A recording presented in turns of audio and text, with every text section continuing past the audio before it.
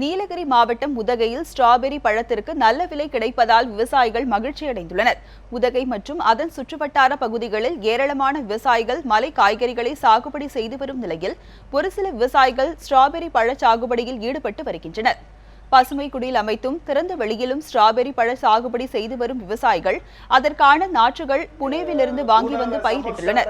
இந்த ஆண்டு புனேவிலிருந்து ஸ்ட்ராபெரி வரத்து குறைந்துள்ளதால் உதகையில் உற்பத்தியாகும் பழத்திற்கு நல்ல வரவேற்பு இருப்பதாக கூறும் விவசாயிகள் ஸ்ட்ராபெரி நாற்று மற்றும் உரங்கள் வாங்க மானியம் வழங்க அரசு நடவடிக்கை எடுக்க வேண்டும் என கோரிக்கை விடுத்துள்ளனர். ஒரு 25,000 பிளான்ஸ் போட்டிருக்கிறேன். அது ஒரு நியர்லி 1 ஏக்கர் ஆஃப் பிளான்ட்டு. ஒரு பிளான்ட்டுக்கு ஒரு வருஷத்துக்கு 1 கிலோ கிடைக்கும். ஆவரேஜ் ப்ரைஸ் பார்த்தானா இப்போ 300 இருக்குது, 100க்கு வந்துடும். ஆவரேஜ் பார்த்தானா 160 to 180 ருபீஸ் வரைக்கும் கிடைக்கும் through out the year calculate பண்ணான்னா.